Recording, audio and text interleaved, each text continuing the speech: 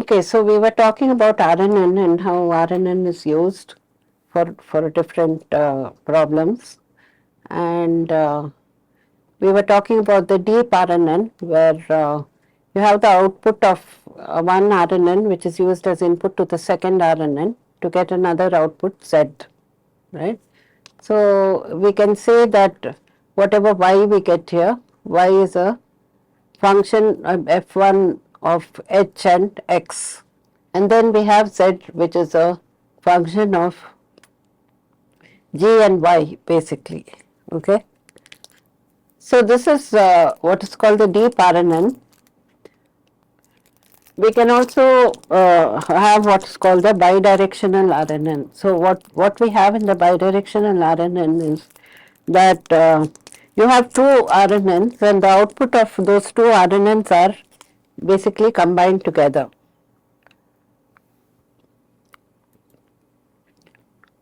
So we have one RNN here, F1, which is giving out Y1, Y2, Y3, and we have another RNN here, which is giving out Z1, Z2, Z3, and these are actually combined together with the F3, okay, where you have Z1 and Y1, which are combined together with the function F3 to give P1, basically, okay.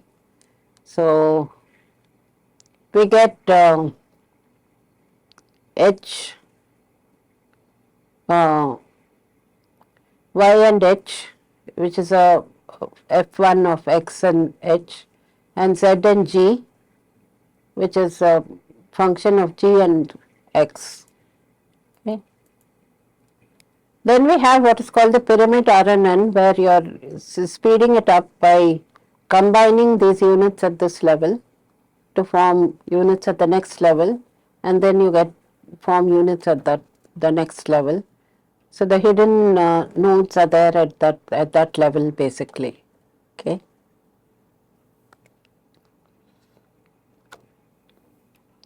Okay, so if we look at the RNN,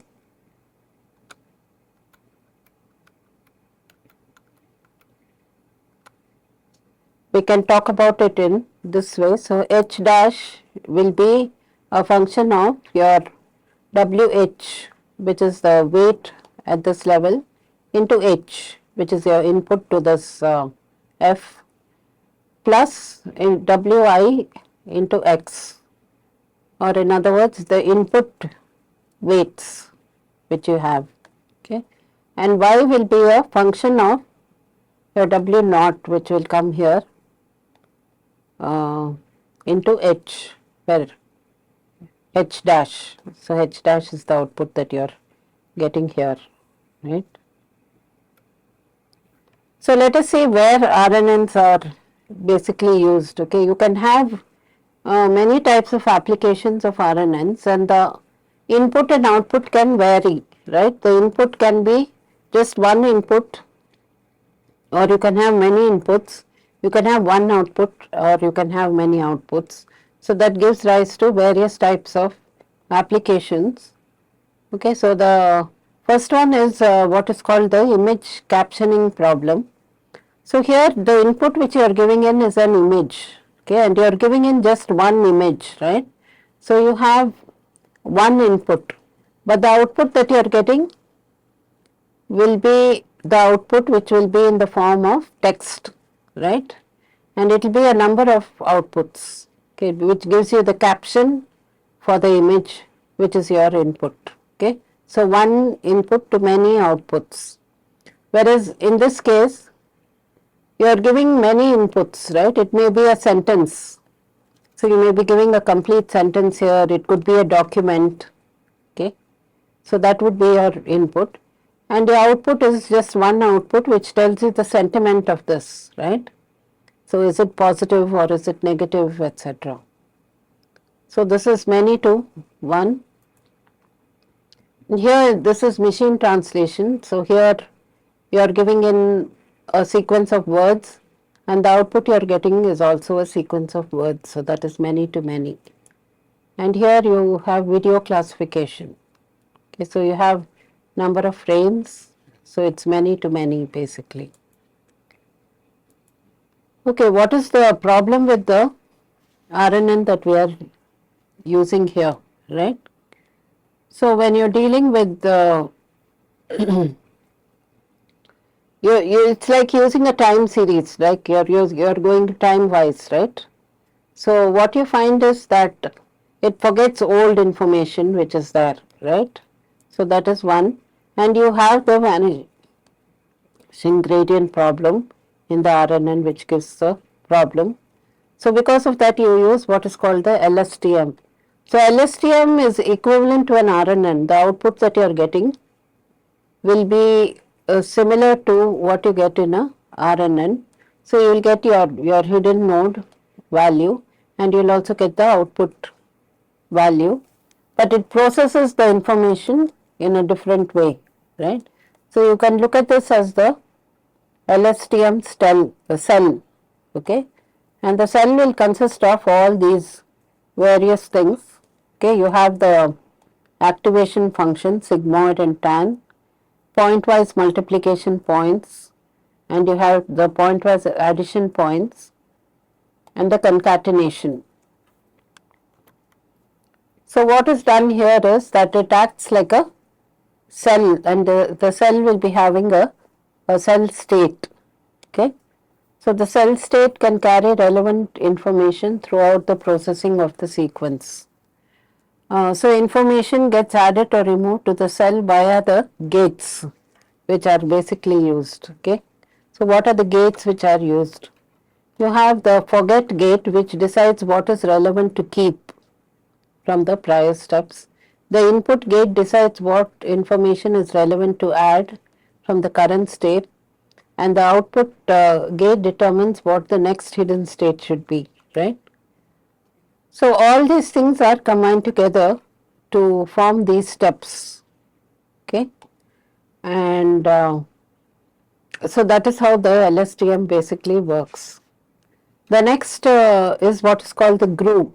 Okay, so the groove also is like the LSTM. So it is something which works like an RNN. Again, you have one input coming into the cell and you have the hidden value from the previous layer, and output you have the HT and the output which you are getting from there, okay.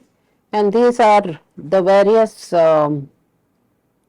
values which are calculated inside this, okay. So what you find is that you have two gates here, the reset gate and the update gate, whereas you had three gates in the earlier thing. So what has been done is the forget gate and the input gate is merged into a single update gate, okay. And it also merges the cell state and the hidden state. So it makes this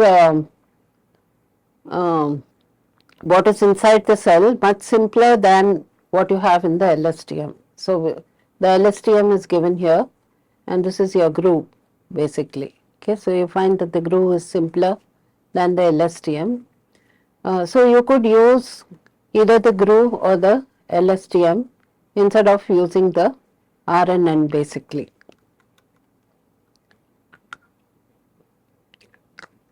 So this is how the groove actually looks, okay.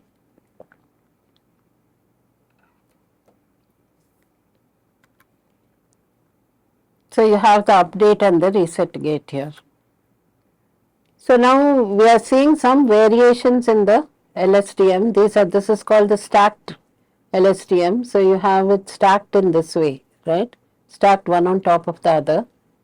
So you have the C is the input and the output you are getting is H, and that H is put as input to the next layer, etc. Right?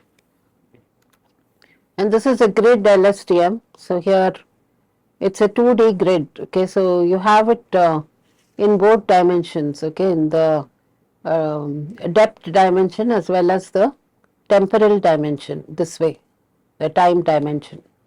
So both ways it is used. So that is called the grid LSTM basically. Okay, so the next type of deep learning algorithm we'll study is the generative adversarial network. So this, like the name suggests, it's generative in nature. Okay, so you're trying to generate images which are like the inputs which are being provided. Okay, so we generate adversarial samples to fool a discriminative model. Okay, so you have a discriminator and you're actually giving to the discriminator actual images and also images which are being generated. Okay, so it should be able to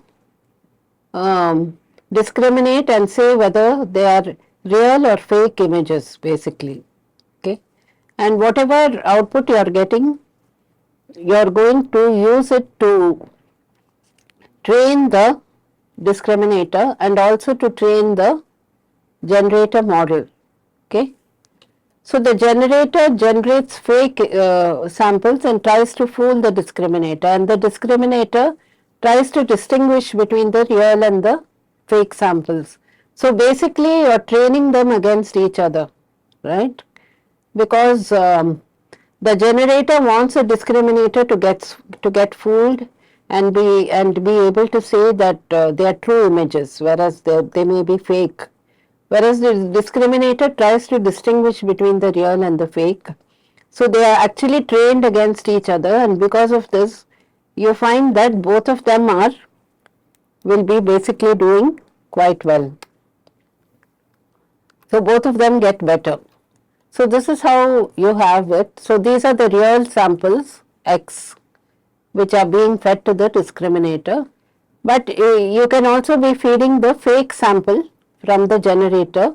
So you have a latent random variable Z, okay, which is some random noise, and depending on the Z you will be generating samples which are being fed to the discriminator, and the discriminator has to give the output as either real or fake, right? So whatever comes from the generator, it's supposed to give it as fake, and whatever comes from the real images, it should give it as real, right? Then whatever loss you get or whatever error is there, that error is used to train the discriminator and make the discriminator better. But that same loss is also used to train the generator basically. Okay, so so the GANs are a clever way of training a generative model by framing the problem as a supervised learning problem, right?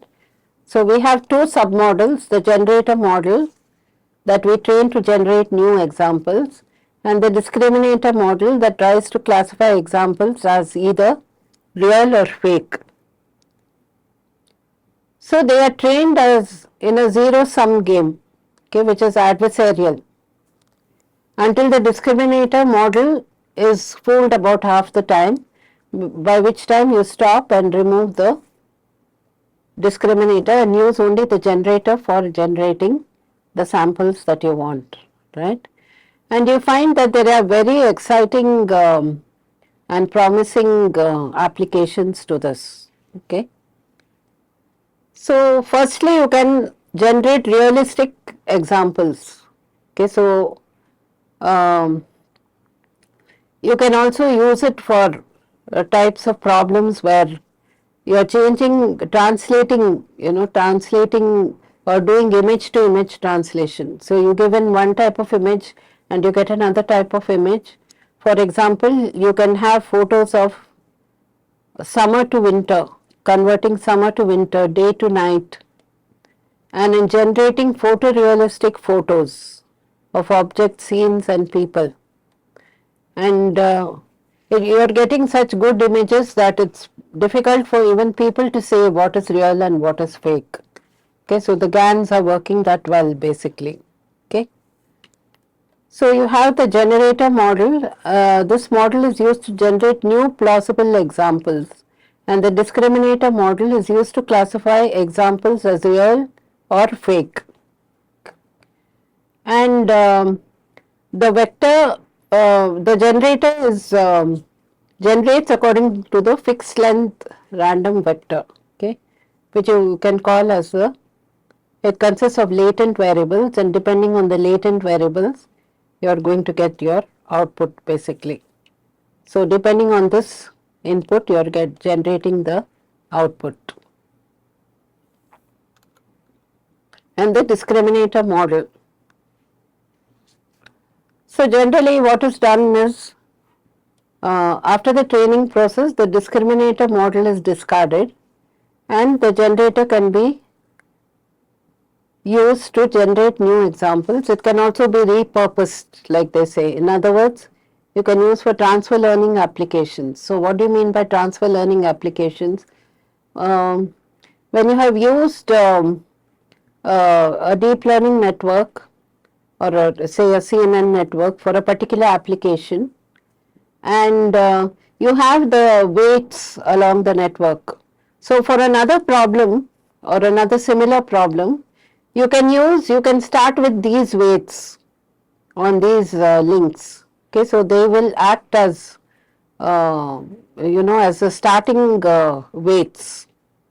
So these type of uh,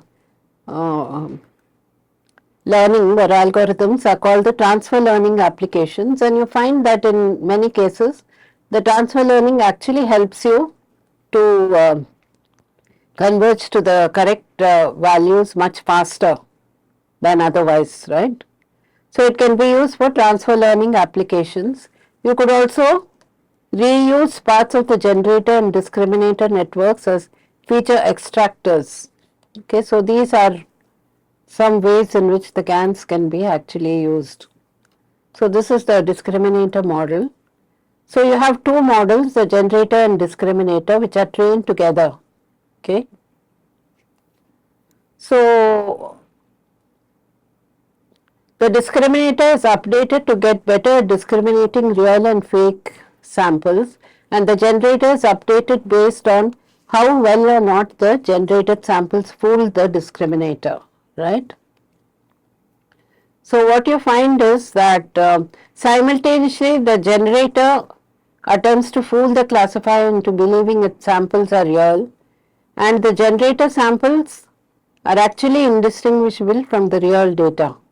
Okay, once the training is done, okay, and when you are getting something like 50% accuracy for the discriminator can be discarded and only the generator can be used. So the two models are competing against each other. So they are adversarial when you think of it from the game theoretic point of view, basically. And this is what is called the zero sum game, because when the error for the discriminator increases, the error for the generator will decrease, right? So they are adversarial in nature, basically. So this is another way of putting this, where you have the random generator model, the real example, and this is your classification, which is used to update the discriminator model and also to update the generator model, basically. So mostly you need to use some some deep learning architecture here. So mostly the convolution neural network or the CNNs are used for both the generator as well as the discriminator model, basically. So what is found is that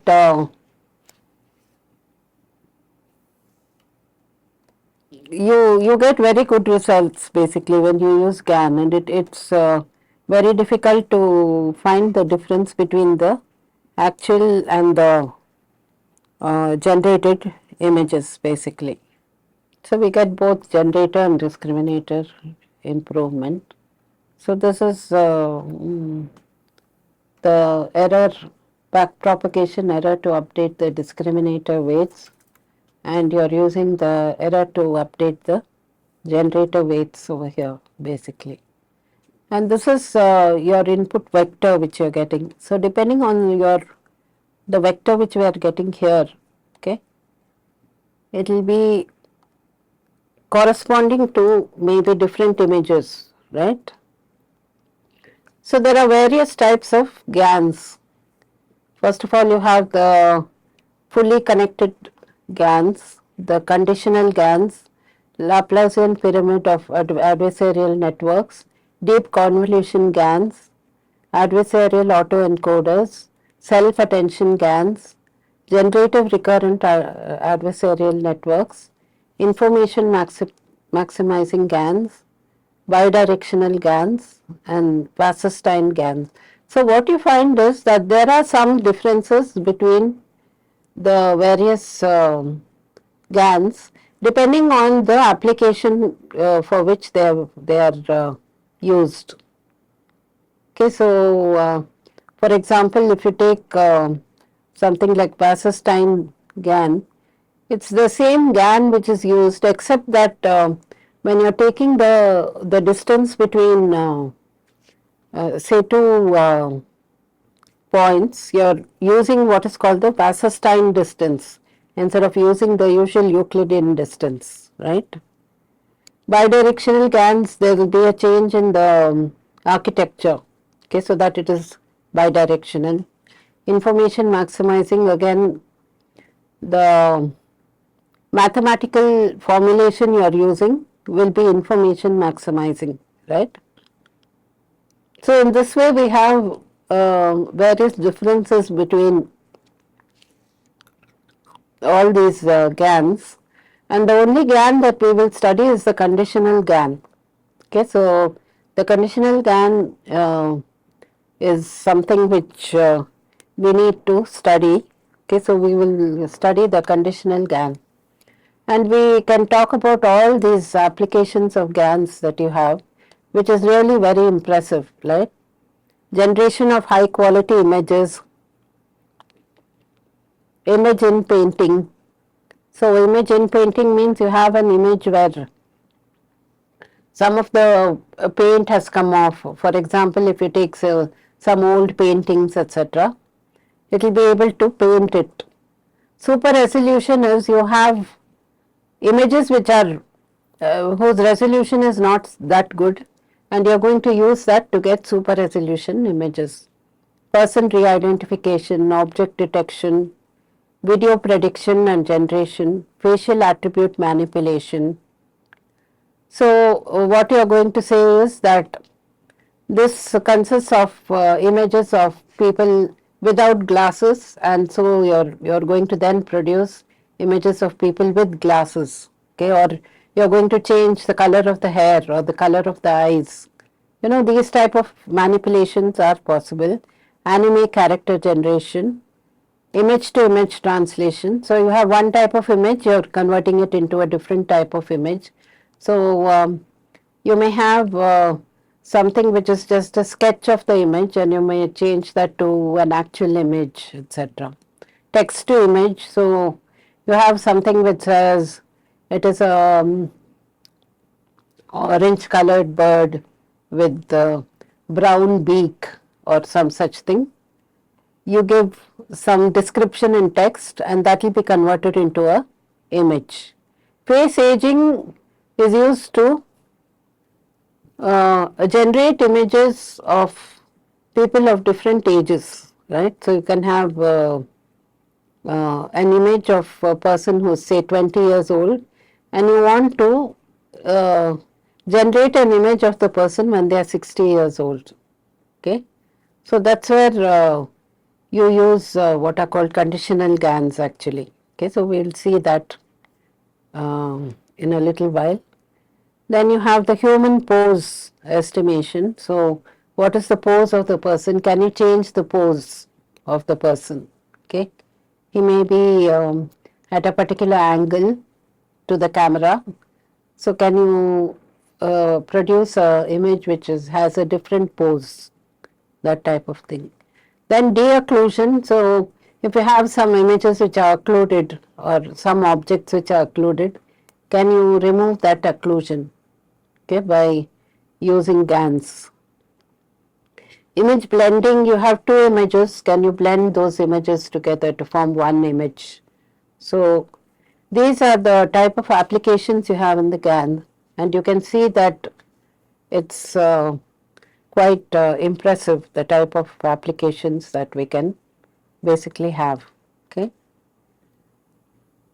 So we talk about the conditional GANs. Okay, so in the conditional GAN, what you do is that along with giving the image, okay, so you're giving either the real image or you're giving the fake image, and along with that you give some extra information.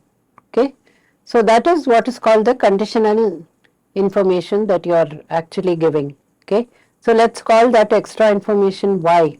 Okay, so along with the image that you are using, you are also feeding in this extra information Y both to the discriminator and to the generator. So one way you can do is it can be conditional on the class label. That is, along with the image, you also give the class label of the pattern. Okay, for example, suppose you are giving the MNIST data set. So if you also say that this is class 0 or this is class 8 or some such thing, you may be able to generate targeted generation of images can take place, right? Because all the images are not of the same type. You find that images of class 0 are different from images of class 1, which are different from images of class 2, etc. Okay. So by using this type of conditional GANs where you give that extra information of what is the class label of the pattern you are giving, you will be able to do a much better job. So you can improve the GAN by doing this. You can also get a targeted image generation. Okay. For example, you can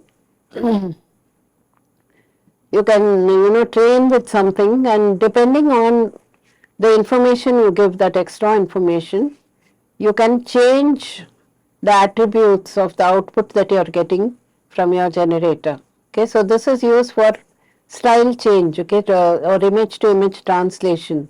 For example, maybe all the images you have given, they have say yellow hair or something, and you say that you want images with black hair. Okay, so that can be given as the extra information which you are giving in Y, right? So that will aid you in doing image to image translation. Okay.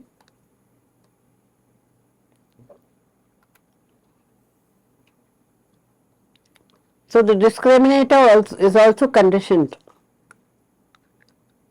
So depending on that, the training will take place. Okay. And what happens is, by using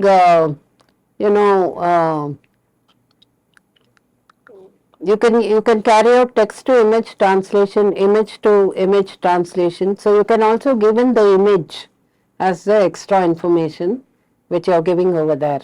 Okay.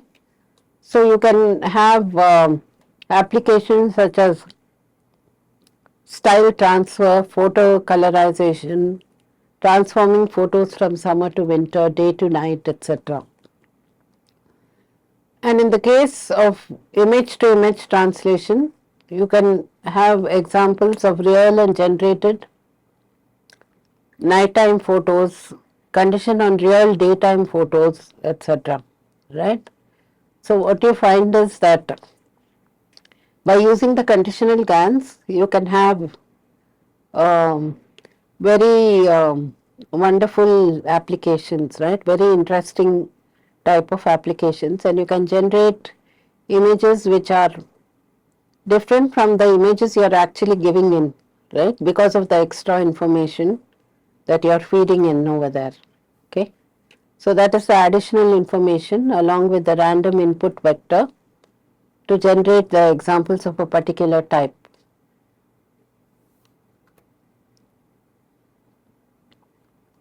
So what you are getting is G of Z given Y, okay, where Y is your extra information. So it is conditioned on the value of Y which you are giving in in the discriminator basically. So here this is an example of conditional GANs, right? So you have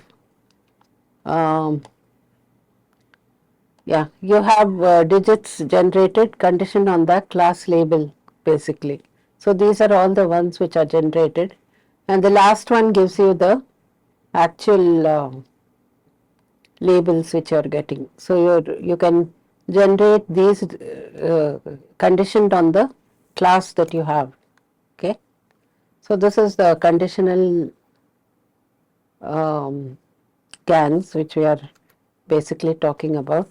So you can have things like image to image translation, text to image synthesis, face aging. All these are very important applications of GANs. So this gives you image to image translation.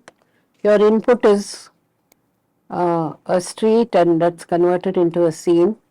This is input is an aerial view and you are converting that to a map. The input is labels and you are changing that to a facade. You are changing day to night, edges to photo, black and white to color. Okay, so these are all examples of conditional GANs. This is text to image. So this is the extra information you are giving, which says that this small bird has a pink breast and crown and black primaries and secondaries. Okay, so that will help to produce these images.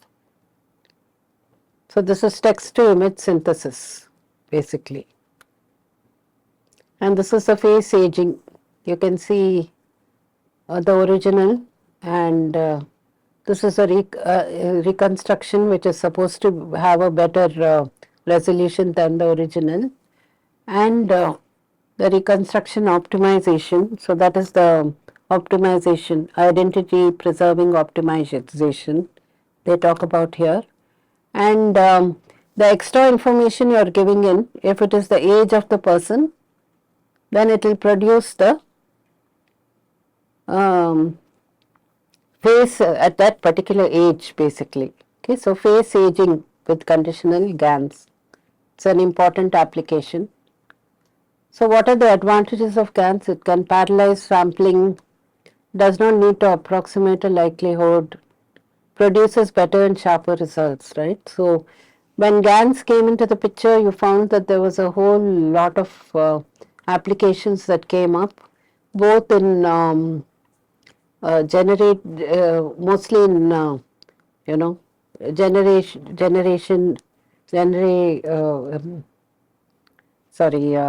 generating images, right, and generating text, okay, uh, which is known as a generative AI.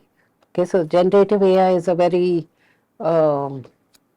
new concept which is being used nowadays. So in the next session, I'll try to include a few images which have been produced, or few novel things which have been produced by using generative AI. So that is about GANs, right? So we'll stop the session at this point, and there'll be another session on deep learning where we'll mostly talk about transformers and also about something on generative AI. So we'll stop the session here.